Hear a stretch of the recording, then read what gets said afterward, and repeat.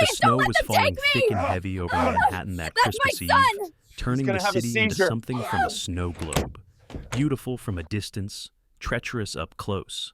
Emma Carter's ancient Honda Civic skidded slightly as she took the corner too fast, her hands gripping the steering wheel until her knuckles went white. The dashboard clock glowed, 11:47 p.m. She had 13 minutes to get to an address she'd never been to do a job she wasn't qualified for, to help a sister who might be dying. Please, Emma, I can't breathe properly. The antibiotics aren't working and I can't lose this job. It's the only steady income I have. Sophie's voice on the phone had been barely a whisper, each word punctuated by wet, rattling coughs that Emma recognized from her medical training as advanced pneumonia. She should be in a hospital. They both knew it, but neither of them had insurance, and Sophie was as stubborn as she was sick. The GPS announced her arrival at 47 Riverside Drive, and Emma's breath caught. Even through the snow, the Sterling mansion rose like something out of a Gothic novel. 3 stories of stone and glass, windows glowing amber against the storm.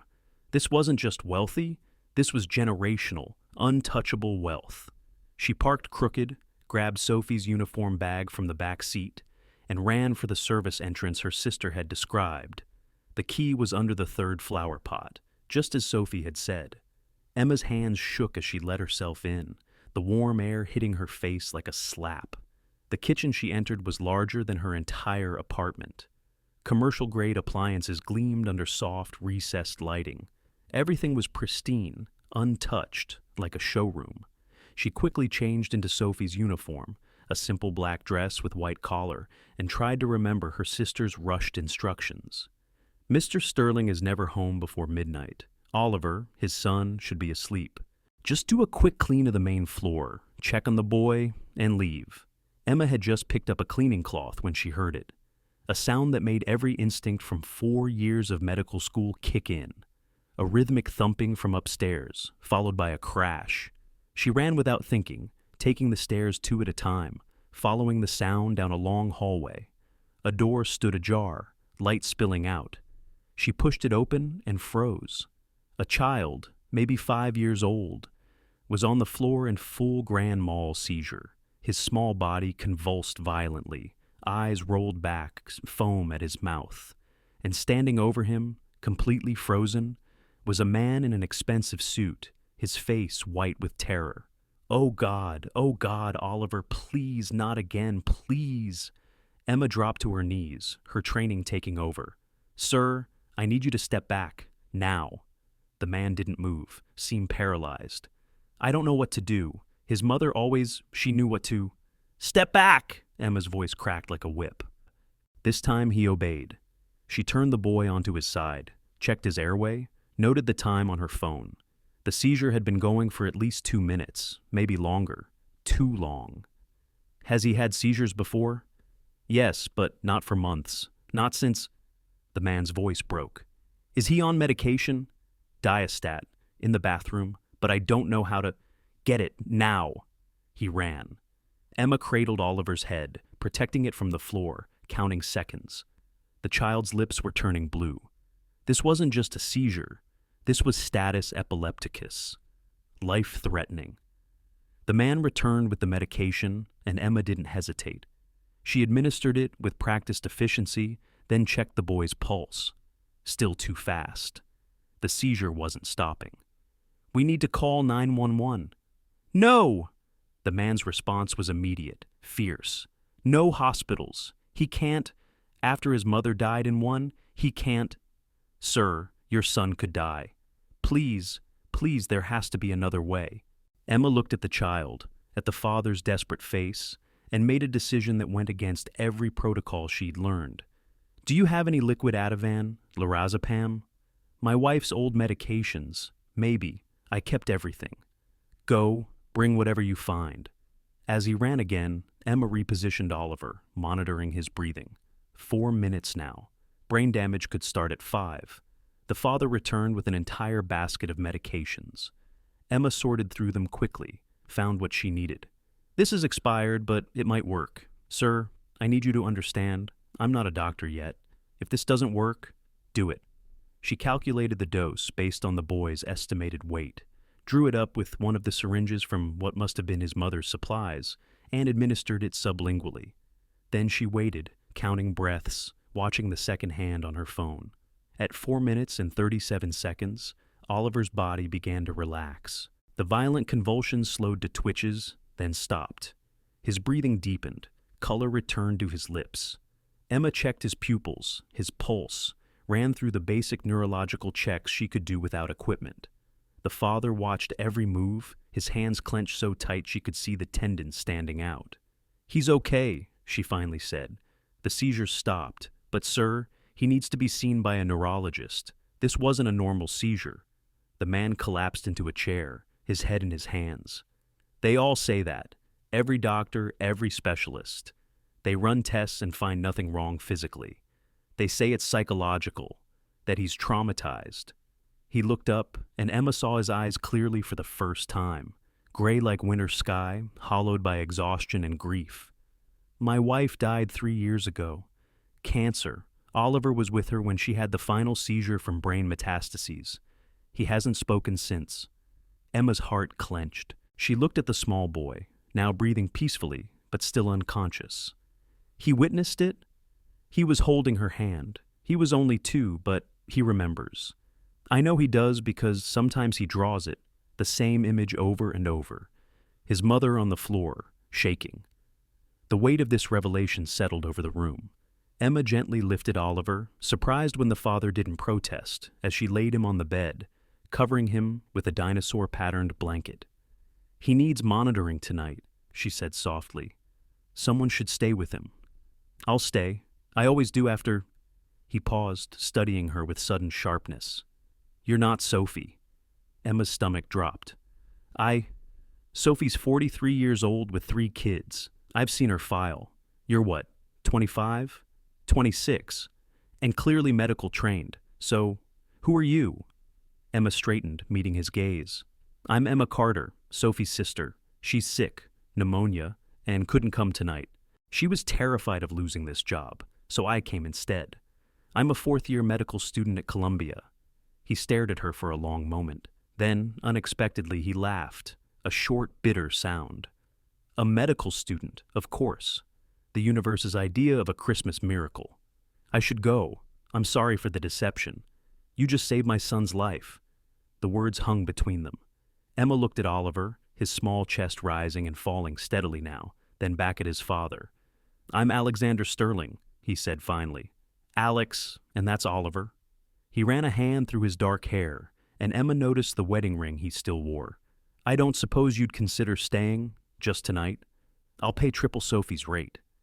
Emma thought of her exam in 3 days, the study materials waiting at home, the residency interviews coming up. Then she looked at Oliver again, at the drawings visible on his desk, all variations of the same scene, a woman falling, drawn in crayon with heartbreaking detail. "I'll stay," she heard herself say, "but not for triple rate. Regular pay is fine. And Mr. Sterling? Your son needs help, not just medical. He's locked in trauma, and these seizures might be his mind's way of processing something he can't verbalize." Alex's jaw tightened. "Every therapist in Manhattan has tried." "Has anyone tried art therapy? Real art therapy, not just letting him draw, guided expression, interpretation, gradual exposure work?" "You're a medical student, not a psychiatrist." "No," Emma agreed. "But I spent 2 years volunteering at Mount Sinai's pediatric trauma unit. I've seen this before. And Mr. Sterling?" She met his eyes steadily. "Your son started seizing on Christmas Eve. The anniversary trauma is real. He needs help now, not after the holidays." Something shifted in Alexander Sterling's expression. A crack in the armor, a glimpse of the desperate father beneath the controlled executive. "Then help him," he said quietly. "Please." And that's how Emma Carter, covering for her sick sister on the worst possible night, found herself sitting vigil over a silent child in a mansion full of ghosts, while snow fell like forgiveness over the sleeping city. Ibaing, the first hours after midnight passed in a strange rhythm of medical vigilance and quiet revelation. Emma sat in the chair beside Oliver's bed, checking his pulse every 15 minutes, watching the steady rise and fall of his chest. Alex had pulled another chair close, and together they kept watch like sentries guarding something precious and fragile. "Tell me about the seizures," Emma said softly, breaking the silence around 2 a.m. "When did they start?" Alex rubbed his eyes, exhaustion making him look older than his 35 years. 6 months after Caroline died. The first one happened at her grave. I thought he was dying too. His voice caught. The doctors ran every test imaginable. EEGs, MRIs, blood work. Everything came back normal. They said it was psychological, non-epileptic seizures triggered by trauma. "But you give him Diastat?" One neurologist prescribed it as a precaution, said even psychological seizures can become dangerous if they last too long. He looked at his son's peaceful face. "They usually happen around significant dates. Her birthday, their last Christmas together, today." Emma made a note in her phone. "Has he had any therapy?" 5 different therapists. Play therapy, cognitive behavioral therapy, even hypnotherapy.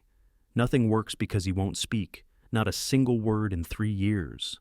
But he understands everything? Everything. He's brilliant, actually. Tests in the 99th percentile for cognitive function. He just won't talk. Emma stood carefully, walked to Oliver's desk where the drawings were scattered. With Alex's permissive nod, she examined them. They were all variations of the same scene, but she noticed something others might have missed. The progression. The earliest ones were chaotic, all scribbles and dark colors, but the recent ones showed more detail, more control. In the latest, there was something new, a small figure standing in a doorway, watching. "This is him," she said, pointing to the doorway figure. "He's starting to process his role as observer, not participant." Alex stood beside her, close enough that she could smell his cologne, something expensive but understated. The therapist said the drawings were concerning, obsessive. They're necessary. He's trying to externalize the trauma, get it out of his head and onto paper where he can control it. She turned to face him. "Mr. Sterling." "Alex. Alex, has anyone tried integrating his interests into therapy? What does he love?" Alex's expression softened slightly. "Space. He's obsessed with planets, stars, astronauts. Before Caroline died, she would make up stories about a little astronaut who visited different planets." Emma felt an idea forming. What if we used that? Created a narrative where he could process his grief through metaphor. "You want to tell him stories? I want to give him a new language.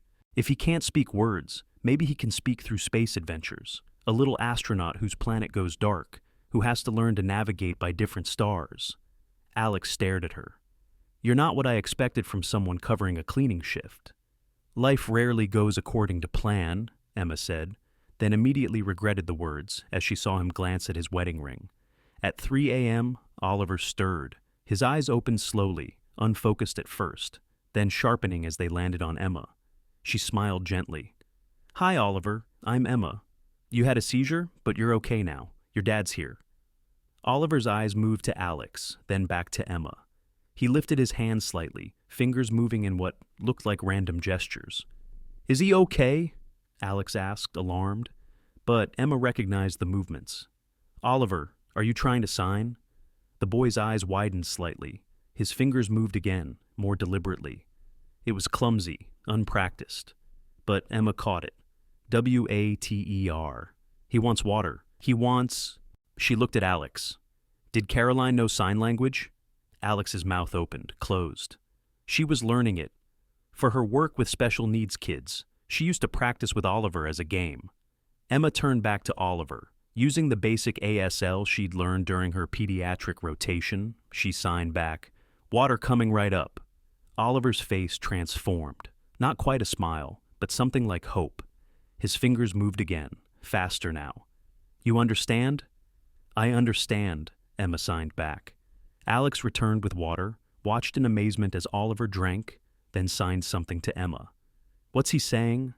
"He's asking if I'm an angel. He says angels know all languages." Alex's eyes filled with tears. He quickly blinked away. Caroline used to tell him that angels could hear thoughts. That's why prayer worked even if you couldn't speak. Emma signed to Oliver. Not an angel, just a friend. Oliver studied her for a long moment, then his fingers moved slowly, deliberately. "Mom sent you?" Emma's throat tightened. She looked at Alex, who was gripping the bed frame so hard his knuckles were white. Maybe, she signed back. Sometimes people arrive right when we need them.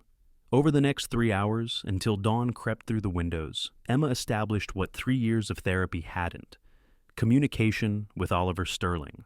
Through sign language, he told her things he'd never been able to express: how his throat closed when he tried to speak, how words felt like stones in his mouth, how he'd dream of his mother. But she never talked in the dreams, just smiled and pointed at stars. Alex watched it all, translating when Emma asked, learning signs himself, seeing his son express thoughts for the first time since Caroline's death. When Sophie called at 6 a.m., coughing but worried, Emma stepped into the hallway. "How did it go? Is everything okay?" "Sophie, I need to tell you something. The boy, Oliver, he had a medical emergency. I had to intervene." "Oh God, did you call 911? Are you in trouble?" "No, I helped him. The father knows I'm not you. But Sophie, this child needs help. Specialized help." "Emma, no. Whatever you're thinking, no. You have your exam in 2 days. You have interviews coming up." "I know, but..." "No buts. Thank them, leave, focus on your future." Emma looked through the doorway at Oliver, who was showing his father how to sign "Good morning," both of them almost smiling. "I'll be home soon," she told Sophie, but even as she said it, she knew it wasn't true. When she returned to Oliver's room, Alex stood up. "I need to ask you something, and please, be honest. Could you help him? Not as a cleaning service, not as a replacement for Sophie, but as... I don't know what to call it. A medical companion? Yes, exactly. I know you have school, but evenings, weekends, whatever you can spare. I'll pay..." "It's not about money." "Then what is it about?" Emma looked at Oliver, who was signing to himself, practicing words he'd kept locked inside for 3 years. "It's about a little boy who found a way to speak when everyone thought he had nothing to say." "Is that a yes?" "I have an exam in 2 days, the most important exam of my medical school career." "I understand. I'll come in the evenings, after 5, and weekends when I can." Alex's relief was palpable. Thank you. As Emma prepared to leave, Oliver tugged at her sleeve. His fingers moved carefully. "You'll come back?" "I promise," she signed. "Every day?" Emma glanced at Alex, who was watching with an expression she couldn't quite read. "As often as I can." Oliver seemed to consider this, then signed, "Dad's sad. You make him less sad." Emma's cheeks flushed. "Your dad loves you very much." "I know, but still sad. Different sad." Oliver's fingers moved thoughtfully. "Mom, sad." The phrase hung in the air. Alex cleared his throat. "What did he say?" "He says you're sad," Emma said carefully. "He understands it's about his mom." Alex knelt beside his son, pulled him into a gentle hug. Oliver's small hand signed against his father's back, where only Emma could see. "Help him too?" Emma nodded, her heart breaking and rebuilding itself in the span of a single moment. As she left the Sterling mansion that first morning, the snow had stopped and the sun was turning the white-covered city into something crystalline and new. She had 36 hours until her exam, a sister with pneumonia, and a future mapped out in applications and interviews. But she also had a promise to keep to a boy who spoke in signs and a father drowning in grief. Sometimes, she thought as she drove home through the quiet streets, life's most important decisions aren't decisions at all. They're recognitions of paths we're already walking, whether we meant to or not. At home, she found Sophie on the couch, antibiotics finally working, color returning to her cheeks. "You look different," Sophie said. "What happened there?" Emma sat down, pulled her medical textbooks toward her, but her mind was elsewhere, on Oliver's fingers forming words, on Alex's desperate gratitude, on a house full of grief that maybe, possibly, she could help heal. "I think," she said slowly, "I found something I didn't know I was looking for." Sophie studied her sister's face. "Emma, be careful. Rich men with sad stories and motherless children.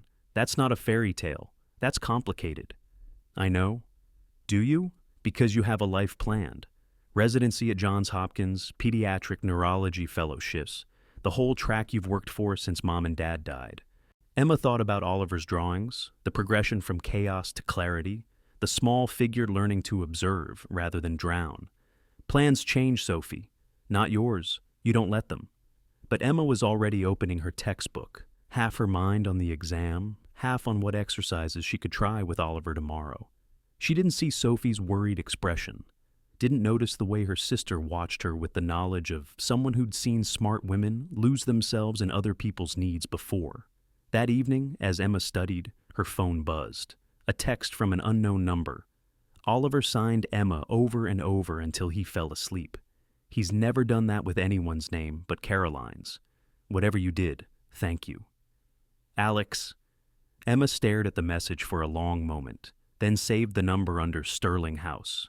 She told herself it was practical, professional, but her heart was already writing a different story, one where a medical student covering her sister's shift became something more than anyone expected. The next evening, when she arrived at the Sterling mansion after a day of intense studying, Oliver was waiting at the window. When he saw her car, he pressed his small hand against the glass and signed through the window. You came back. I promised, Emma signed from the driveway. Alex appeared behind his son, and for just a moment, his professional mask slipped. He looked young, hopeful, and desperately relieved. He lifted Oliver onto his shoulders, and the boy laughed. Actually laughed, the sound carrying through the glass like music. Emma stood in the driveway, medical textbooks in her car, future at Johns Hopkins waiting, and felt the axis of her world shift. She'd come here to help her sister, stayed to help a child, but somewhere between midnight and dawn, between seizures and sign language, she'd stumbled into something that felt dangerously like destiny. Gascon de Muen. The exam room at Columbia Medical School was silent, except for the scratch of pencils and the occasional rustle of paper. Emma sat in the third row, her clinical diagnostics final spread before her. But her mind kept drifting to Oliver's hands forming new words, to Alex's grateful eyes, to a promise she'd made to return that evening. Question 47. A 5-year-old patient presents with recurrent seizures of psychological origin. Initial treatment should focus on... Emma's pencil hovered. She knew the textbook answer: psychiatric evaluation, cognitive behavioral therapy, anxiolytic medication if necessary. But she also knew Oliver, who'd found his voice through sign language and space stories, whose seizures came from witnessing his mother's death, whose father still wore his wedding ring, like armor against moving forward. She wrote the clinical answer, but her heart wrote something different. 2 hours later, she emerged exhausted but confident she'd passed. Her phone showed 3 missed calls from Sophie and a text from Alex. Oliver asked to wait for dinner until you arrive. If you can't make it, I understand. Emma sat in her car, residency application spread on the passenger seat. The Johns Hopkins interview was in 2 weeks. She'd worked 4 years for this. Sacrificed relationships, sleep, a normal 20s existence. Her parents had died when she was 18, leaving just enough insurance money for her and Sophie to survive if they were careful. Medical school had been her dream, but also her escape from grief, her way of making meaning from loss. She texted back, "On my way." When she arrived at the Sterling mansion, Oliver was at the window again, but this time Alex was beside him. They'd been drawing on the glass with washable markers, planets, stars, a little rocket ship traveling between them. "You're late," Alex said when she entered, but he was almost smiling. "Oliver insisted we couldn't start his new story without you." "New story?" Oliver's hands flew in rapid signs. "Dad helped. Space story. About the astronaut." Over dinner, a simple pasta that Alex had clearly struggled to make himself, Emma learned about their afternoon. Alex had taken the day off work, his first in months, to research sign language and space facts. Together, father and son had created the beginning of a story about an astronaut whose home planet went dark. "The planet isn't gone," Alex explained, his voice careful. "It's just sleeping, and the astronaut has to learn to navigate by other stars while he waits for it to wake up." Emma met his eyes across the table. "That's beautiful." It was Oliver's idea to make the planet sleeping instead of destroyed. Oliver signed, "Because Mom isn't gone, just somewhere else." The weight of childhood wisdom settled over the table. Alex's hand moved unconsciously to his wedding ring, twisting it. After dinner, while Oliver played with his space toys, Alex and Emma cleaned dishes side by side. "I need to tell you something," Alex said quietly. my mother is coming tomorrow. Emma's hands stilled in the soapy water. Oh, Victoria Sterling doesn't approve of unconventional arrangements. She's already upset that Sophie hasn't been coming herself. You want me to pretend to be Sophie? No. His response was immediate. No more pretending, but she might question your qualifications, your presence here.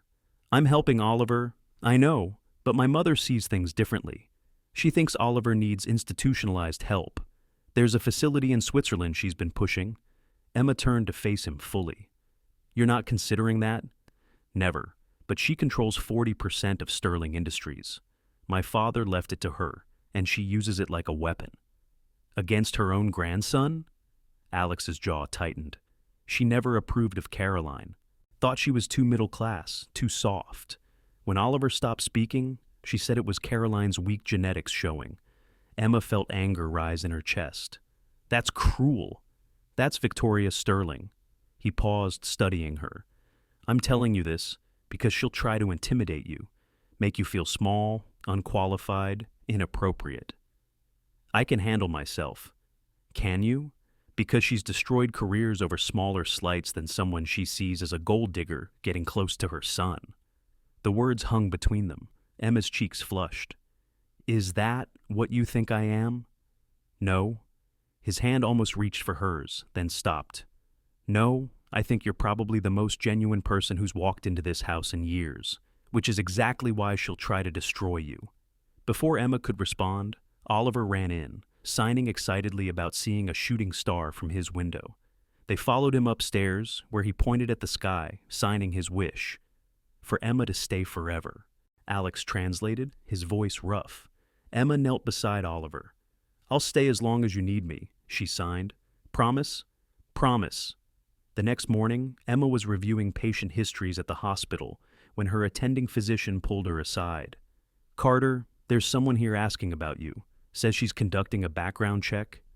Emma's blood chilled. In the conference room sat an elegant woman in her 60s, silver hair perfectly coiffed, wearing a suit that cost more than Emma's yearly rent. Miss Carter, I'm Victoria Sterling. Emma sat down carefully. Mrs. Sterling, I understand you've been treating my grandson without proper authority. I've been helping him communicate. You're not a licensed physician. You're not a certified therapist. You're a student who was covering for a cleaning woman. Victoria's eyes were ice. I've looked into you. Parents died in a car accident. Sister works menial jobs. You're on financial aid, significant student loans. One might wonder what attracted you to my son's house. Emma kept her voice steady. Oliver's need for help. How convenient that help comes in the form of a young, attractive woman who's captured my son's attention. I'm there for Oliver. My investigators say otherwise. They say my son texts you constantly, that Oliver has formed an unhealthy attachment, that you've inserted yourself into their lives at a vulnerable moment. Victoria slid a folder across the table. This is a cease and desist letter. You're to have no further contact with my family. Emma didn't touch the folder. Does Alex know you're here? My son is emotionally compromised. He's not thinking clearly. He's thinking about his child's well-being. His child needs professional help, not a poverty-stricken student playing doctor. The words were calculated to wound, and they did. Emma thought of her parents, who'd been so proud when she got into medical school, of Sophie, working 3 jobs to help with expenses, of Oliver, finally finding his voice. You're right, Emma said quietly. I am poor. I am a student. But I'm also the first person in 3 years who's gotten Oliver to communicate. If you want to destroy that progress to prove a point about class and control, that's your choice. But we both know who really gets hurt. Victoria's composure cracked slightly. You think you're clever? I think I care about Oliver. And I think, deep down, so do you. Stay away from my family, Miss Carter, or I'll ensure you never practice medicine anywhere in this state. After Victoria left, Emma sat shaking. Her attending returned, looking concerned. Emma, what was that about? A patient's family. It's complicated. The Sterling family? Emma, be careful. They have connections everywhere. If Victoria Sterling wants you gone... Emma's phone buzzed. Alex, My mother just called, said she handled the situation. But what did she do? Emma stared at the message, then typed, "We need to talk, in person." That evening, she arrived at the mansion to find Alex pacing in the foyer. "She threatened you. She's worried about Oliver. She's worried about the family image, about bloodlines and legacies and things that stopped mattering the day Caroline died." His control cracked. "I can't lose you. Oliver can't lose you. Alex, I know it's only been a week. I know this is insane. But Oliver spoke today. Really spoke. Out loud. Just one word. Emma. But he spoke." Emma's breath caught. "He did?" "Right after my mother left. Like he knew something was wrong. He looked at me and said your name, clear as day." From upstairs they heard Oliver's voice. Thin, uncertain, but real. "Emma? Dad?" They ran up together, found Oliver standing in his doorway, tears streaming down his face. "Don't go," he whispered, the words fragile as glass. "Please don't go." Emma pulled him into her arms, feeling his small body shake with the effort of speaking. Over his head, she met Alex's eyes. "I'm not going anywhere," she said to both of them. But even as she said it, she felt the weight of Victoria's threat. Her medical career, everything she'd worked for, balanced against a boy's voice and a father's desperate hope. That night, after Oliver was asleep, he'd managed 3 more words. "Stay with me." Alex and Emma stood in the hallway. "I'll protect you from her," Alex said. "You can't. She's your mother. And she's not wrong. I'm not qualified. I'm not licensed. I'm just the miracle we needed." His hand touched her face gently. "Emma, I know this is complicated. I know I have no right to ask you to stay. But Oliver, this isn't just about Oliver anymore, is it?" The question hung between them. Alex's hand dropped, but his eyes stayed on hers. "No," he admitted. "It hasn't been just about Oliver since that first night." Emma thought about Johns Hopkins, about her carefully planned future, about Victoria's threats. Then she thought about Oliver's voice, fragile and new, saying her name. "I need time," she said, "to figure out what this means, what I'm risking. Take all the time you need, just don't disappear." As she drove home, Emma's phone showed 17 missed calls from Sophie, 2 from Johns Hopkins confirming her interview, and 1 voicemail from Victoria Sterling. "You have 24 hours to make the right decision." In her apartment, Sophie was waiting. "Victoria Sterling called my employer, told them I falsified my work history. I'm fired, Emma. We're both screwed unless you walk away now." Emma sank onto the couch. "Oliver spoke today. Emma, he said my name, 3 words, after 3 years of silence." Sophie sat beside her sister. "And if you stay, if you give up Johns Hopkins, your career, everything, for a family that isn't yours?" Emma thought about her parents, killed by a drunk driver when she was 18, about the years of grief she'd buried in textbooks and clinical rotations, about Oliver's drawings progressing from chaos to clarity. "Maybe," she said slowly, "sometimes the family you choose is more real than the future you planned." Sophie sighed. "You're going back tomorrow." "Yes." "Even if it cost you everything?" Emma thought about Oliver's voice, Alex's eyes, the warmth of a house learning to heal. Especially then. But she didn't know that Victoria Sterling had already made her next move, or that tomorrow would bring a revelation that would shatter everything Emma thought she knew about the Sterling family tragedy. The charity gala at the Sterling Industries headquarters was exactly the kind of event Emma had only seen in movies. Crystal chandeliers, champagne fountains, and people wearing jewelry worth more than her medical school debt. She stood at the entrance in a borrowed dress from Sophie, her invitation clutched in trembling hands. Alex had insisted she come. "Oliver wants to show you something," he'd said, "and I need you there. My mother will be watching." The ballroom was packed with New York's elite. Emma spotted Alex immediately. He was on the raised platform with Oliver, who wore a tiny tuxedo and held his father's hand tightly. Victoria Sterling stood nearby, diamonds glittering at her throat, speaking with a group of board members. Emma started toward them when a hand caught her arm. "You must be the famous Emma Carter." She turned to find a man in his 50s, distinguished, with calculating eyes. "I'm Dr. Harold Morrison, Chief of Psychiatry at Sterling Memorial Hospital." Victoria asked me to evaluate you. Evaluate me? Your influence on young Oliver. She's concerned about unqualified interventions. Before Emma could respond, Oliver spotted her from the stage. His face lit up, and he did something that made the entire room fall silent. "Emma!" he called out, his voice carrying across the ballroom. "Emma, come see!" 300 guests turned to stare. Oliver had spoken, publicly, clearly. Alex's face broke into a smile so genuine it transformed him completely. But Victoria's expression was pure ice. Emma made her way through the crowd, aware of every whisper, every stare. When she reached the platform, Oliver grabbed her hand and pulled her up. "I made something," he said, each word careful but determined. "For you." He led her to an easel covered by a cloth. With trembling hands, he pulled it away. The painting underneath was extraordinary. It showed the solar system, but reimagined. Each planet was a different emotion, connected by streams of light. Earth was dark, but not dead, surrounded by stars that looked like tears. And in the corner, a small rocket ship carrying light back to the darkened planet. "It's about Mom," Oliver said, his voice stronger now. "And about us. And about how you brought the light back." The room was utterly silent. Then someone started clapping, Dr. Morrison, surprisingly. Others joined in, the applause building until it filled the space. Victoria stepped forward, her voice cutting through the noise.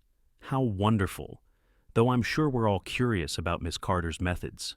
Perhaps she could explain her qualifications?" The applause died. All eyes turned to Emma. "I'm a medical student," Emma said clearly. "4th year at Columbia." "A student," Victoria emphasized. "Not a doctor, not a therapist. A student who was covering for a cleaning woman when she met my son." Murmurs rippled through the crowd. Emma felt her cheeks burn. "That's true," she said. "I'm not licensed yet, but nothing. You've been practicing medicine without a license, treating a minor without proper certification. Some might call that fraud." "Mother, stop!" Alex's voice was sharp. "I'm protecting this family, Alexander. Something you seem incapable of doing since Caroline—" "Don't." His voice could have cut glass. "Don't say her name." Victoria turned back to the crowd. "I've had Miss Carter investigated. Would you all like to know what I've found?" Emma's heart pounded. "Mrs. Sterling.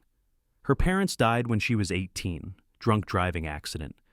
Though what's interesting is that Emma was supposed to be in the car that night. She stayed home because she was studying. One might wonder about the survivor's guilt, the need to save others because she couldn't save them." The words hit Emma like physical blows. She heard Sophie's gasp from somewhere in the crowd. Victoria continued, merciless. "She's been in therapy herself. Depression, anxiety, PTSD. Is this really who we want treating a traumatized child? Stop." Oliver's voice, small but fierce. "Stop being mean to Emma. Oliver, darling, I'm protecting you." "No!" His shout echoed through the ballroom. "You're the one who needs help. You're the one who's mean and cold and... He struggled for words, then his hands started signing rapidly. Emma translated without thinking. "He says you're the reason his mom cried. You never accepted her. You made her feel small, and now you're trying to do the same to me." Victoria's face went white. "How dare you? It's true, though, isn't it?" A new voice from the crowd. A woman stepped forward, late 40s, elegant, familiar somehow. "Hello, Victoria. Remember me?" Victoria's composure cracked. "Margaret?" "Dr. Margaret Chen now. I was Caroline's best friend. And I've kept quiet for 3 years, but not anymore." She looked at the crowd. Victoria Sterling tormented her daughter-in-law, told her she wasn't good enough, smart enough, that Oliver would be better off without her influence. "That's slander. It's truth. I have the emails Caroline sent me, the texts, the recordings of phone calls where you told a woman dying of cancer that she was failing her son by being weak." The crowd recoiled. Alex stared at his mother in horror. "You told Caroline she was failing Oliver?" Victoria lifted her chin. "I was trying to motivate her to fight. She was dying." Alex's control shattered completely. "She was dying, and you made her feel worthless." "I have something else," Dr. Chen continued. She pulled out a tablet, connected it to the room's projection system. Caroline made a video for Oliver, but also for this moment, if it ever came. The screen lit up, and there was Caroline Sterling, beautiful despite the illness, propped up in a hospital bed. "If you're watching this," her recorded voice said, "it means Victoria is trying to control my family again. So, let me be clear. I choose who loves my son after I'm gone. And I choose someone exactly like Emma Carter. Someone who sees Oliver, not the Sterling name. Someone who loves with their whole heart, not their portfolio." The video Caroline looked directly at the camera. "Victoria, I forgive you, but I won't let you destroy another woman who loves my family. Oliver needs warmth, not ice. Alex needs someone who reminds him how to laugh. And if someone like that comes along, young, inappropriate, from the wrong background, then that's exactly who I want in their lives." The screen went dark. The ballroom was silent. Then Oliver walked to the microphone. His voice shook, but carried. "My mom sent Emma. I know it. On Christmas Eve when I was so scared, Emma came. She taught me to talk again. She made Dad smile. She makes us a family." He looked directly at Victoria.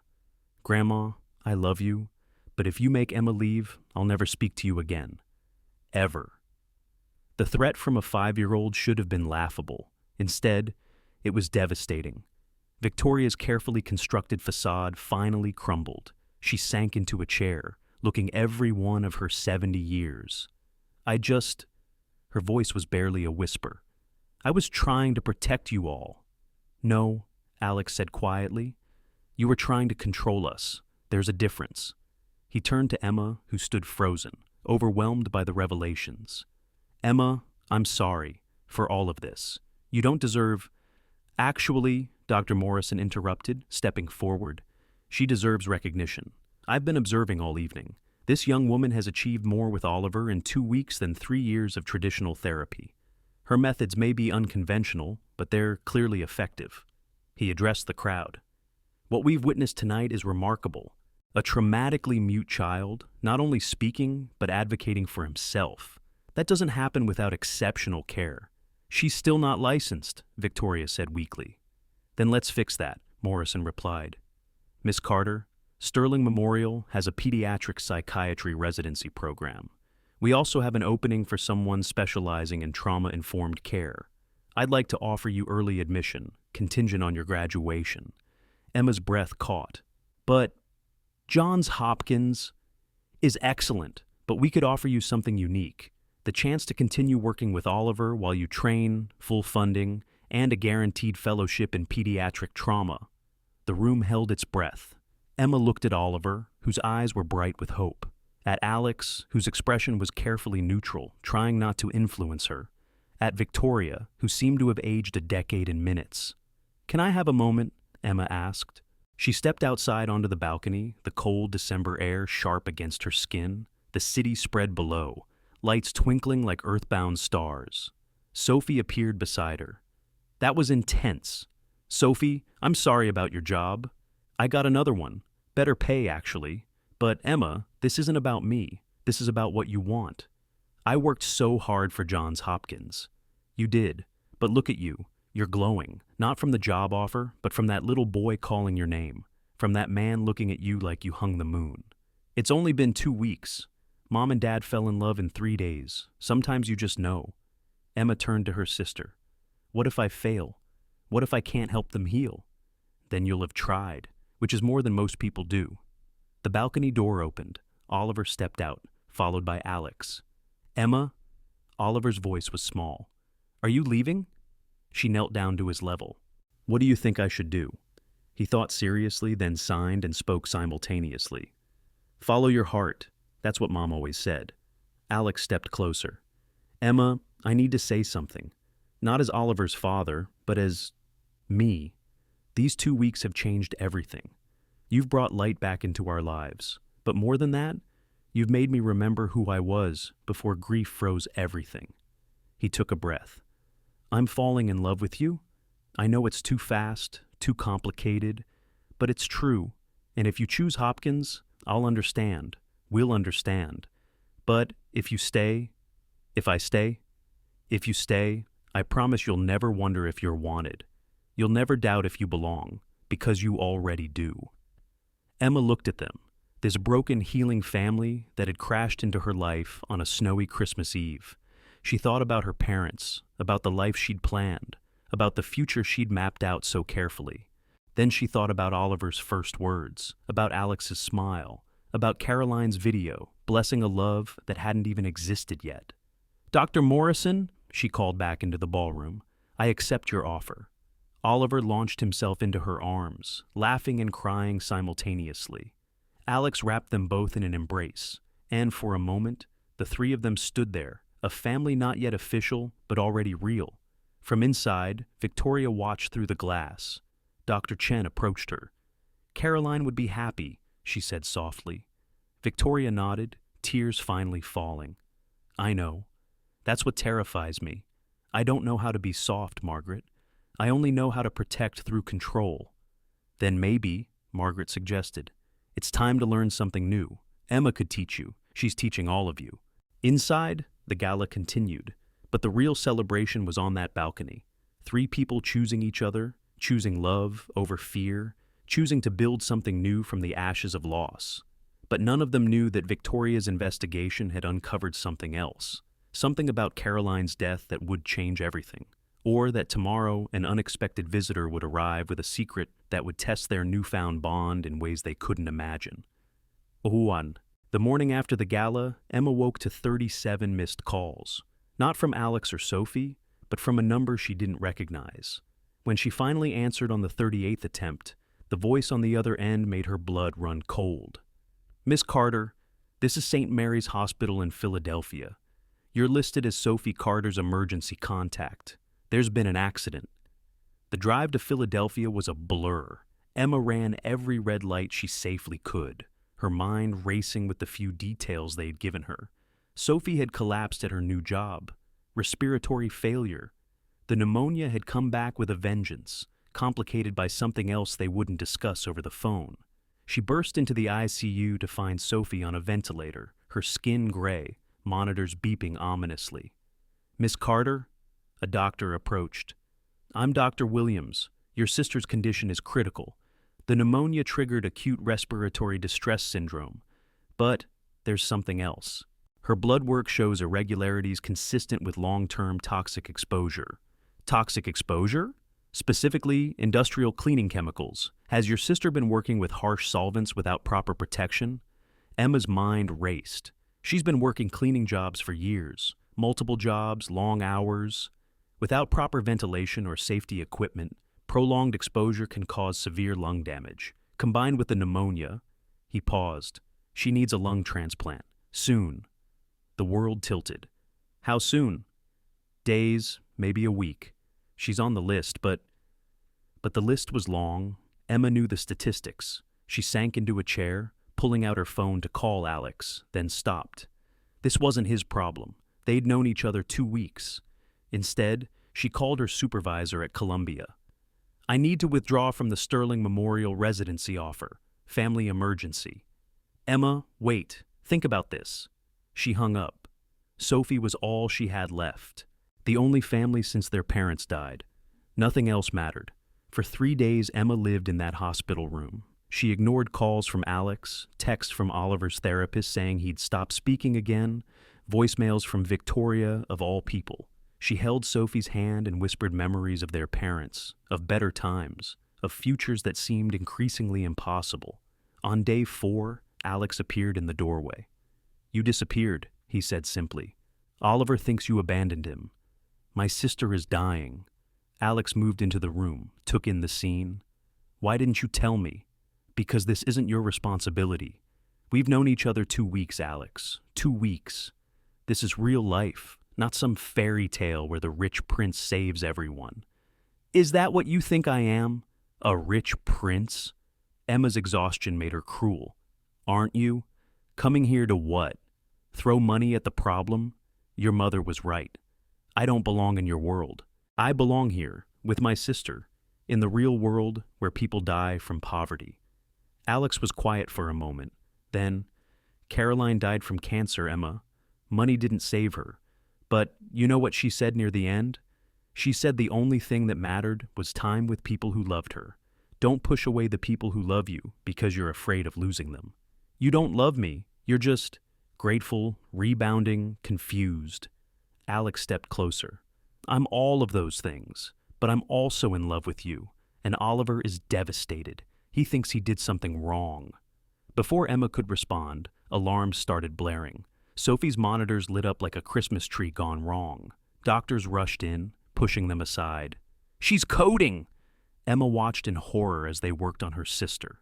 Chest compressions, medications, controlled chaos. After 20 minutes that felt like hours, they got her back. Dr. Williams pulled Emma aside. We're running out of time. Without a transplant in the next 48 hours. Emma felt something break inside her. She walked to the window, staring at nothing. Alex stood beside her, not touching, just present. I was supposed to be in the car, she said quietly. What? When my parents died. I was supposed to be in the car. We were going to dinner to celebrate my acceptance to Columbia. But I stayed home to study for a test that didn't even matter. They died because they were proud of me, and I wasn't even there. Emma, and now Sophie's dying because she took all those dangerous jobs to help pay for my education. Everyone I love dies because of my ambitions. Alex turned her to face him. That's not true, isn't it? Your son was healing, and I left him to come here. I'm poison, Alex. Your mother saw it. I destroy everything I touch. You saved Oliver. I gave him false hope, just like I gave you false hope. She pulled away. Go home, Alex. Take care of your son. Forget about me. Emma, go. He left, but not before placing something on the bedside table. Oliver's latest drawing. It showed 3 figures holding hands under stars, with words in shaky 5-year-old handwriting. My family. Emma crumpled it up and threw it away. That night, while sitting vigil, her phone rang. Victoria Sterling. Don't hang up, Victoria said immediately. I know about your sister. Come to gloat? I came to Philadelphia. I'm in the lobby. Emma found Victoria in the hospital cafe, looking oddly diminished without her usual armor of jewelry and designer clothes. I know what it's like, Victoria said without preamble, to watch someone you love die while feeling helpless.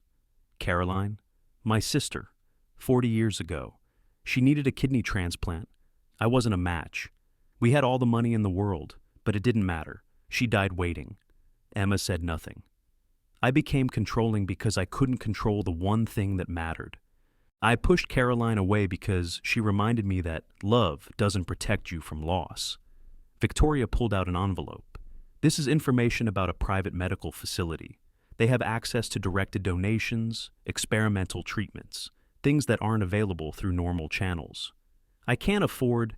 It's already paid for. Transportation is waiting. Emma stared at the envelope. Why would you do this?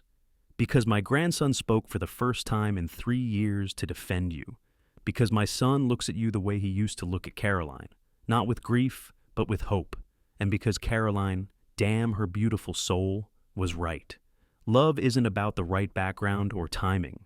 It's about showing up when it matters. This doesn't make us even. I'm not trying to make us even. I'm trying to make us family. Victoria stood. The transport leaves in an hour. Don't let pride kill your sister. After Victoria left, Emma sat with the envelope. Inside was everything: medical transport, admission to the best transplant center in the country, and something else. A note in Oliver's handwriting. Please come home. She looked at Sophie, fighting for every breath, then made the call. The medical transport was luxurious beyond belief. Within hours, Sophie was at the facility Victoria had arranged. The doctors there were cautiously optimistic. They had new treatments, better protocols, and most importantly, they'd found a match, a directed donation from someone who'd specified Sophie by name. Who? Emma asked. The doctor checked his charts. The donor wishes to remain anonymous, but they're already in surgery. For 12 hours, Emma waited while Sophie underwent the transplant. Alex arrived with Oliver, who ran to Emma and signed frantically. I'm sorry I made you leave. You didn't make me leave, sweetheart. Grandma said you left because we were too much trouble. Emma looked at Alex, who shook his head. That's not what she meant. Then what did she mean? Oliver's eyes were so serious, so worried. Emma pulled him close. Sometimes grown-ups get scared when people they love are hurt. I got scared and forgot that having people who care about you makes the scary things less scary. Like when I was scared to talk, but you made it less scary. Exactly like that. Sophie's surgery was successful. When she woke up, the first thing she saw was Emma surrounded by Alex and Oliver, all three reading from one of Oliver's space books. "Did I miss the wedding?" Sophie croaked. Everyone laughed, the sound filling the room with something that had been missing, hope. But then Dr. Williams entered with a serious expression. "Miss Carter, we need to discuss the donor." Emma stepped into the hallway with him. "The donor has asked to meet you. They're recovering in room 302. Emma walked down the hallway, knocked on the door, and entered to find someone she never expected. Margaret Chen, Caroline's best friend. "You," Margaret smiled weakly from her bed. "I'm a match. When Victoria told me about your sister, I got tested immediately. But why? Because Caroline would have done it in a heartbeat, and because that's what family does.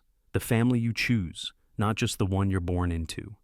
Emma broke down completely, sobbing at the bedside of this woman who'd given up part of herself for a stranger. "Caroline saw this," Margaret whispered. "In her last days, she told me someone would come who'd need what I could give. I thought she meant emotional support for Alex and Oliver. But she meant this. She meant Sophie."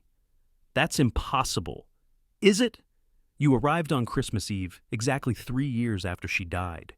You have the same training she wished she'd had to help Oliver. You even have the same favorite flower, sunflowers. I saw them in your apartment when Victoria had you investigated." Emma's mind reeled.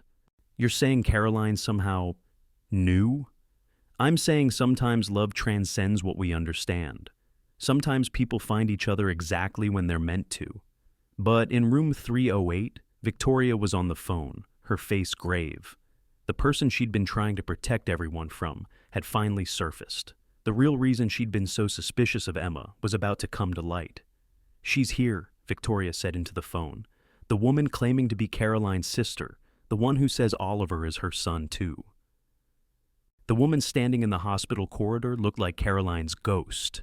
Same delicate features, same honey-colored hair, but her eyes were harder, calculating where Caroline's had been warm. "Hello, Victoria," she said. "I'm Rebecca Laurent, Caroline's half-sister." Emma, who'd been walking back to Sophie's room, froze in the hallway. Alex emerged from Sophie's room, saw the woman, and went rigid. "That's impossible. Caroline was an only child." Rebecca smiled coldly. "That's what her mother wanted everyone to believe. I'm the product of her father's affair, the dirty secret they paid to keep quiet." She pulled out documents, birth certificates, DNA tests, legal papers. "Caroline and I shared a father. When she died, she left something for me, something that belongs to me and my son." "Your son?" Alex's voice was dangerously quiet. "Oliver. Or haven't you figured it out yet? Caroline couldn't have children. The cancer treatments made her infertile years before you met. Oliver is mine." The hallway seemed to tilt. Emma reached for the wall to steady herself. "You're lying," Alex said. "Am I?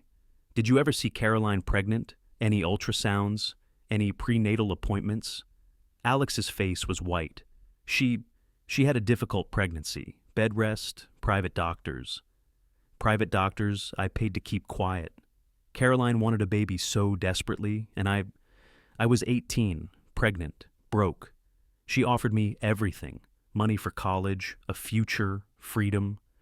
All I had to do was give her my son and disappear. Oliver appeared in the doorway of Sophie's room, drawn by the raised voices. He looked at Rebecca with confusion. "Who's that?" He signed to Emma. Rebecca's eyes locked onto him. "Oh my God, he looks just like his father." "Caroline was his mother," Alex said firmly. "Caroline was his aunt. I'm his mother, and I want him back." The word hung in the air like a bomb. Oliver moved closer to Emma, his small hand finding hers. "I've stayed away for 5 years," Rebecca continued. "Honored the agreement even after Caroline died. But then I saw the news about the gala, about this woman inserting herself into my son's life." She looked at Emma with disgust.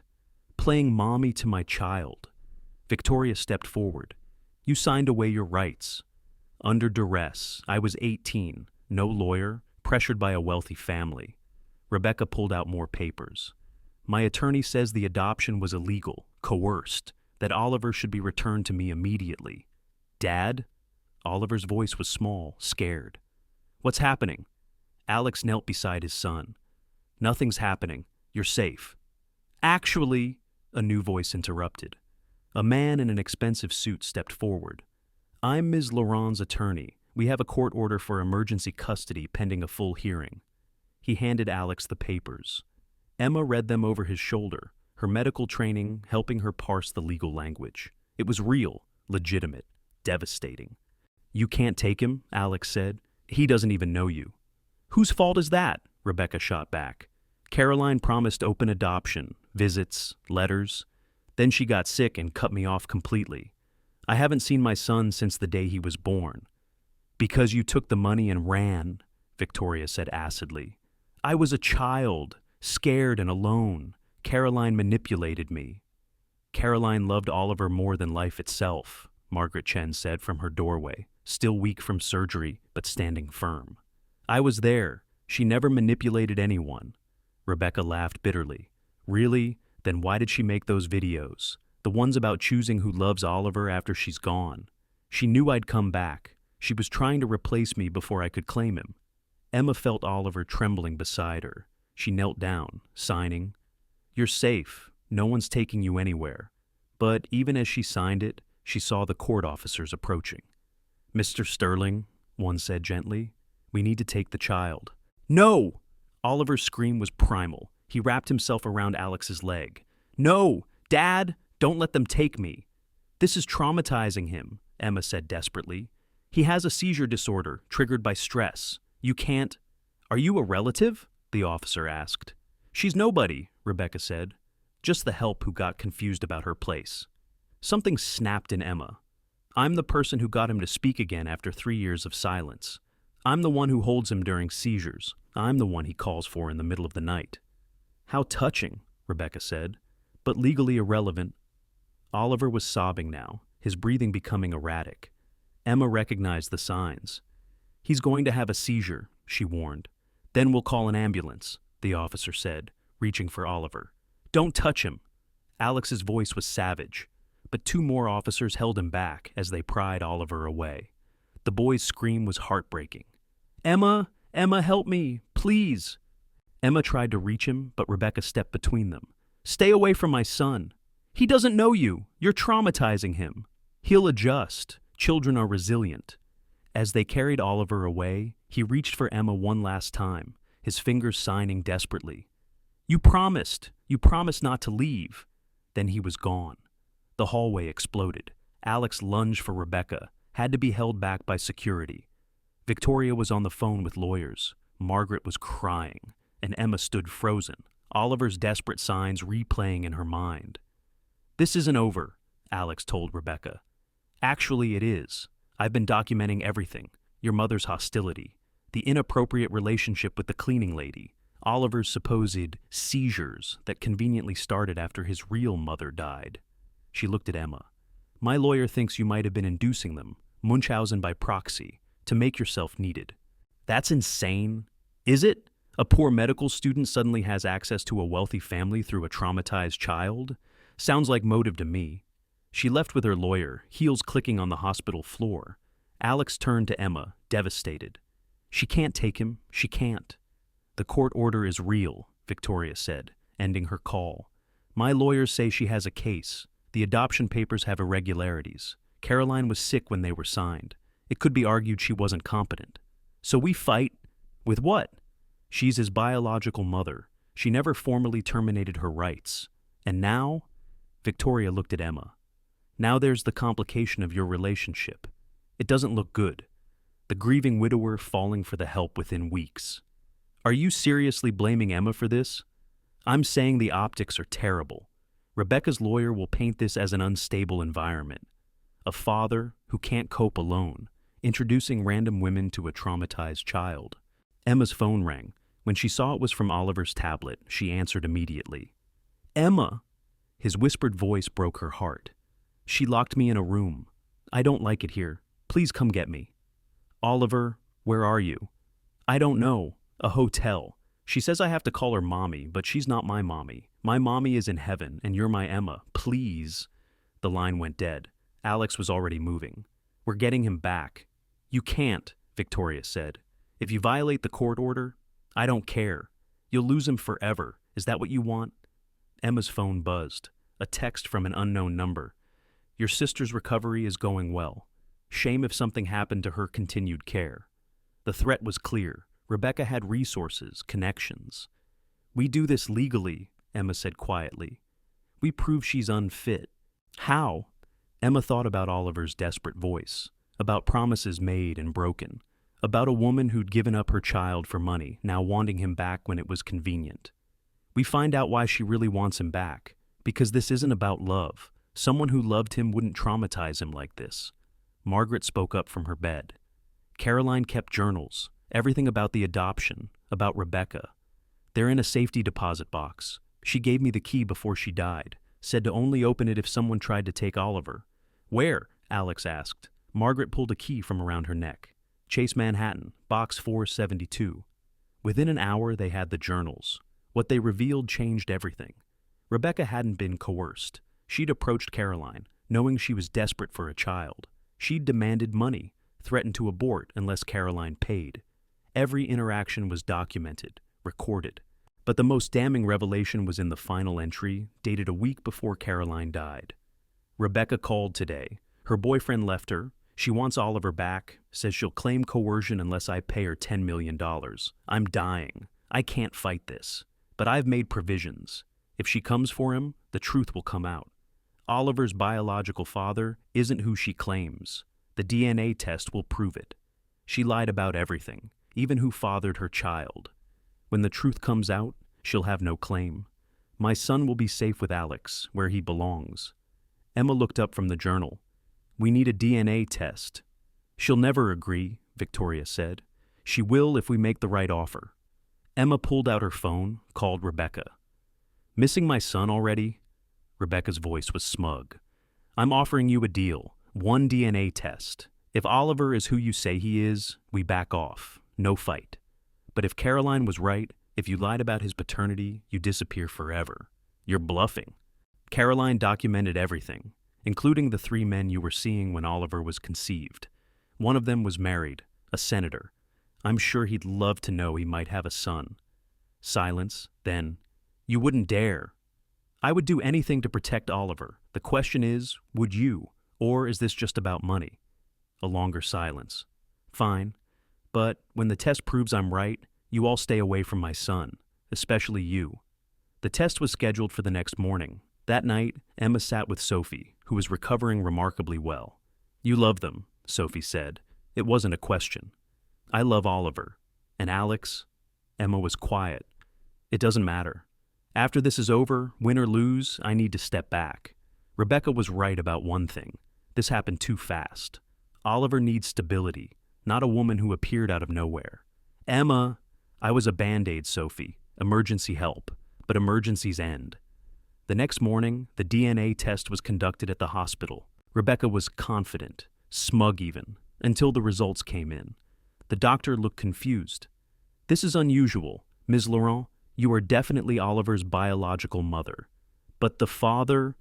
What about the father? Alex asked. According to these results, the biological father is actually related to you, Mr. Sterling. A close relation? A brother, perhaps? The room went silent. Alex's face went white. I don't have a brother. Victoria gasped. Thomas. Who's Thomas? Emma asked. My other son, Victoria whispered. Alex's half-brother, from my first marriage. He died 7 years ago. Drug overdose. Rebecca's confident facade cracked. That's impossible. You knew Thomas? Alex's voice was deadly quiet. We met at a club. It was just one night. One night with my brother, who you never mentioned, who Caroline never knew about. Understanding dawned on his face. Caroline thought she was adopting a stranger's baby, but she was adopting her nephew. Which means, Victoria said slowly, Oliver is exactly where he belongs, with his biological family. Rebecca tried to run, but security stopped her. Her lawyer was already backing away, recognizing a lost cause. "He's still my son!" Rebecca shouted. "Biology doesn't change that." "No," Emma said quietly, "but abandonment does, extortion does, lying about paternity does. You have no claim here." The judge agreed. Within hours, an emergency injunction was issued.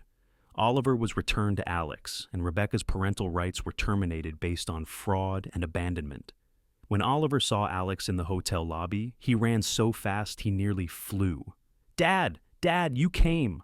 "Always, buddy, always." Oliver looked around. "Where's Emma?" Alex turned, but Emma was walking away. "Emma!" Oliver's voice echoed through the lobby. "Emma, wait." She stopped but didn't turn. Oliver ran to her, grabbed her hand. "You're leaving again?" "Your dad's here. You're safe. That's what matters." "But you promised. You promised to be my family." Emma knelt down, tears streaming. "Sometimes promises are for a season, not forever." "That's stupid," Oliver said fiercely. Then, loud enough for everyone to hear, "I love you, Emma, and Dad loves you, and you love us. So stop being scared and just stay." The lobby was silent. Everyone was watching. Victoria, the lawyers, other guests, Alex. Alex walked over, knelt beside them. "He's right. I love you, Emma Carter. Not because you saved Oliver, not because you filled a void, but because you're you, brilliant, stubborn, compassionate you." "It's been 3 weeks. My parents fell in love in 3 days," he said, echoing Sophie's words. "Caroline and I knew in one. Time doesn't determine love. Choice does. And I choose you. We choose you." He pulled out a small box. Inside was a simple ring, nothing flashy, just a band with 3 stones. Past, present, future. This was Caroline's mother's ring. Caroline left it for Oliver to give to the woman who would love him like her own. He decided that's you. Oliver nodded enthusiastically. "I picked you at Christmas, when you made the paper airplane. Mom whispered in my dream that you were the one." Emma looked at these 2 broken, healing people offering her everything she'd never dared dream of. "Yes," she whispered, then louder. "Yes!" The lobby erupted in applause. Even Victoria was crying, though she'd deny it later. As Alex slipped the ring on Emma's finger, Oliver signed something Emma had taught him. Family isn't about blood. It's about who shows up when the storms come. And there, in a hotel lobby that smelled of coffee and new beginnings, 3 people who'd found each other in the darkest winter discovered that sometimes the best families are the ones you choose, the ones that choose you back, and the ones that refuse to let go, even when letting go would be easier. But the story wasn't quite over, because in Caroline's journal there was one last entry, one last secret that would bring their story full circle in a way none of them expected. "One in which is bond." The final entry in Caroline's journal was dated 3 days before her death, written in a shaky hand, but with clear intent. "If you're reading this, it means Emma found you. Yes, Alex, I knew her name. Call it mother's intuition or morphine dreams. But I saw her. Blonde hair, medical student, arriving on Christmas Eve when Oliver needed her most. I know it sounds impossible, but I've learned that love transcends what we understand. I have one last secret, one last gift. In the wall behind Oliver's constellation map, there's something I saved, for her, for Emma, because she'll need to know she was always meant to be part of this family." Alex stood in Oliver's room, Emma beside him, carefully removing the constellation map Emma had created that first week. Behind it, sealed in the wall, was a small box.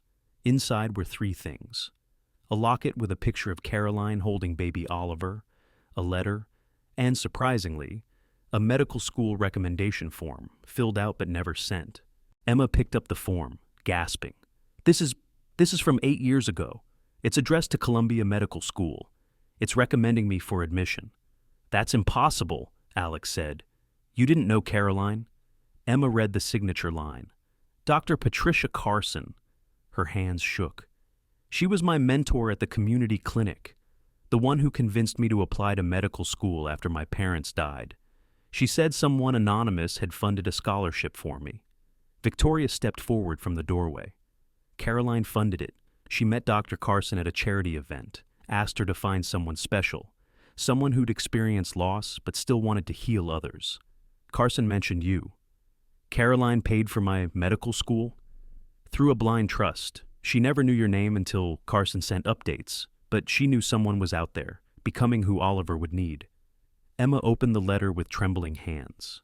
Dear Emma, if you're reading this, then my prayer was answered. You found them. You found my boys.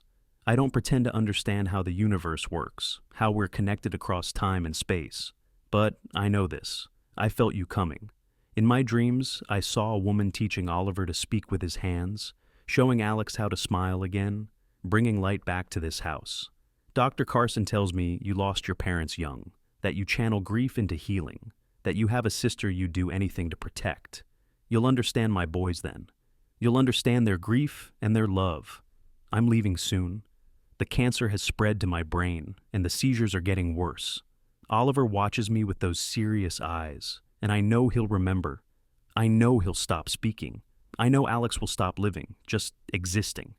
But you'll come. On Christmas Eve, when the snow falls and Oliver needs you most, you'll come. I have one request. Love them both.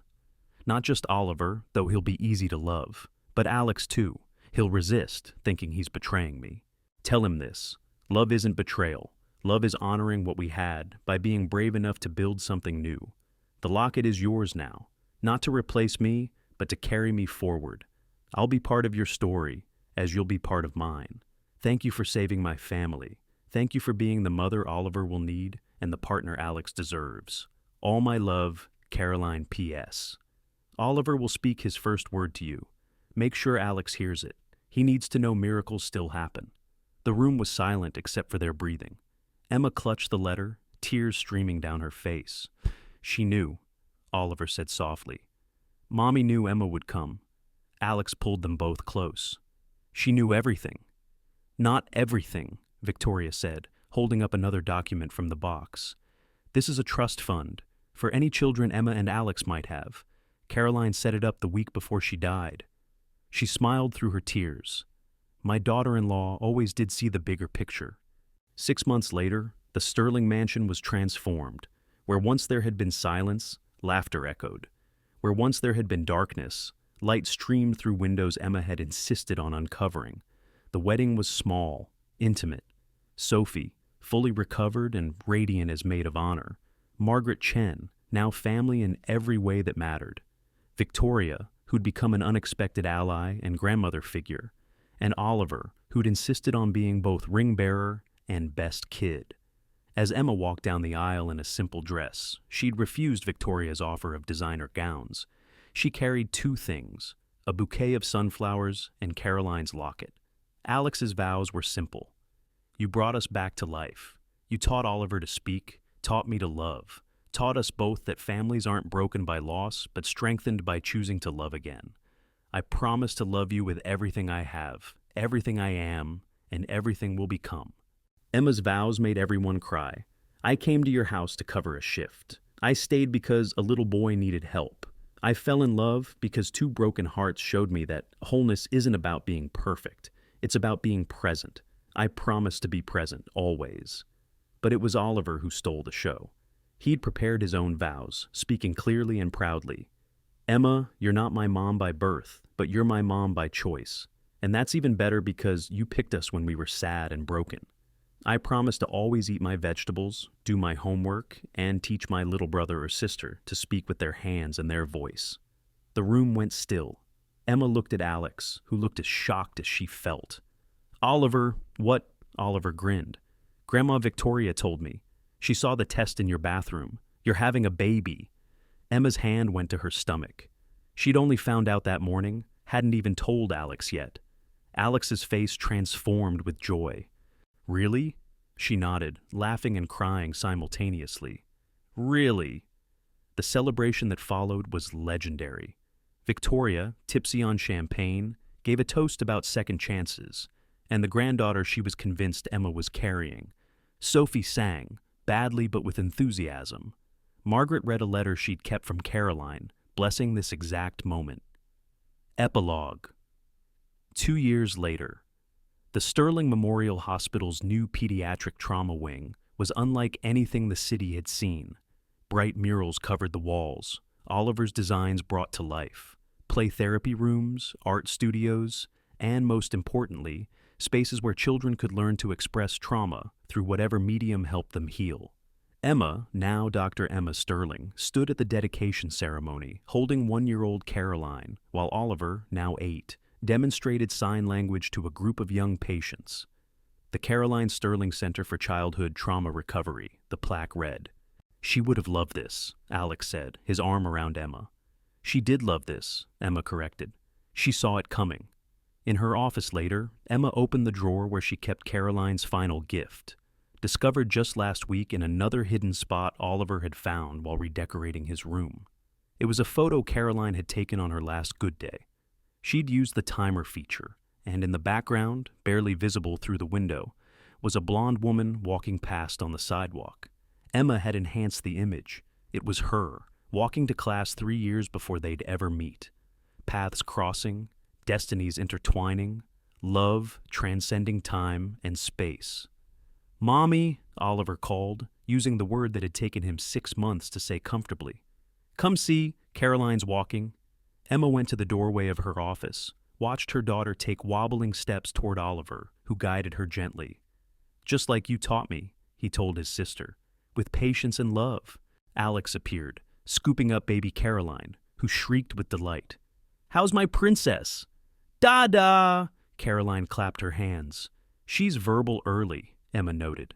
No surprises there with Oliver as her teacher. "Speaking of which," Oliver said, "I've been thinking. When I grow up, I want to be a doctor like Mom Emma, but specifically for kids who can't talk, because everyone has something to say. They just need someone to listen in the right language." Emma pulled him close. "That's beautiful, sweetheart. It's what you taught me, that first night, with the paper airplane. You listened when I couldn't speak. That evening, as snow began to fall, because of course it was snowing, it was Christmas Eve again, the Sterling family gathered in their living room. Sophie was there with her new boyfriend. Margaret and Victoria were arguing good-naturedly about baby Caroline's diet. And in the corner, the constellation map still glowed, now joined by Oliver's additions. New stars for each family member, including one labeled Caroline Mom Angel that seemed to shine brightest of all. Emma stood at the window where she'd stood that first night, no longer a stranger covering her sister's shift, but the heart of this reconstructed family. "Penny for your thoughts?" Alex asked, joining her. "Just thinking about how I almost didn't come that night. Sophie was so sick I was exhausted from studying. One different choice but you came. Some things are meant to be, Emma. Caroline knew it. Oliver knew it the moment he saw you. It just took us adults longer to catch up." Baby Caroline toddled over, raised her arms. "Up, Mama!" Emma lifted her daughter, who immediately pointed at the snow. "Pretty." "Yes, baby, pretty." Oliver joined them, signing and speaking simultaneously, his preferred method now. "Remember what Mom Caroline wrote about love transcending what we understand?" "I remember. I think she meant that love doesn't end. It just changes shape, like water becoming snow. Still water, just a different form." Alex ruffled his son's hair. "When did you become a philosopher?" "When I learned that having 2 moms isn't losing one and gaining one. It's being loved twice as much." Victoria called from the kitchen. "Dinner's ready!" And Emma, "I followed your mother's recipe exactly this time, the one Sophie gave me." They gathered around the table, this patchwork family built from loss and love, grief and grace. As Alex carved the turkey, badly, and Oliver helped Caroline with her special plate, and Sophie told embarrassing stories about Emma's childhood, and Victoria and Margaret continued their gentle bickering, Emma felt it. Complete, not perfect. Perfection was a myth, but complete in the way that broken things become whole again, not by hiding the cracks, but by filling them with gold, making the repaired places the strongest parts. "A toast," Alex said, raising his glass. "To Caroline, who saw the future and made sure we'd find it. To Emma, who had the courage to step into a stranger's pain and transform it into joy.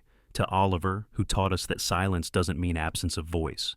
To baby Caroline, who carries the future. And to family, the one we're born into, the one we choose, and the one that chooses us back." "To family," they echoed. Outside, the snow continued to fall over Manhattan, each flake unique yet part of something larger. Inside the Sterling house, a family that shouldn't exist by any logical measure celebrated their impossible, inevitable existence. And somewhere, in whatever space love goes when it leaves the physical world, Caroline Sterling smiled, knowing her boys were exactly where they needed to be, in the arms of a woman who'd arrived on Christmas Eve to cover her sister's shift and ended up covering their hearts with healing. The end, or rather, the beginning. Because the best stories don't really end. They just transform, like water becoming snow, like grief becoming gratitude, like strangers becoming family when love refuses to recognize the boundaries between past, present, and future. In Oliver's room that night, as Emma tucked him in, he pointed to the newest constellation on his wall, 5 stars in a circle. "That's us," he said, "connected forever." "Forever's a long time, buddy." "Good," Oliver said simply, "because that's how long I want us to be a family." Emma kissed his forehead, then went to check on baby Caroline, then finally to her own room where Alex was waiting, Caroline's journal in his hands. "She knew," he said again, wonder still in his voice. "Or maybe," Emma said, curling into his arms, "love just finds a way. Always."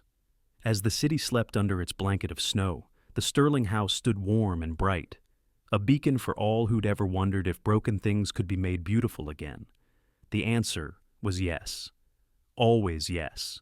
With enough love, enough courage, and enough faith to step through a stranger's door on a snowy Christmas Eve, anything was possible. Even miracles disguised as ordinary moments. Even love disguised as a favor for a sister. Even family disguised as beautiful, necessary accidents of fate.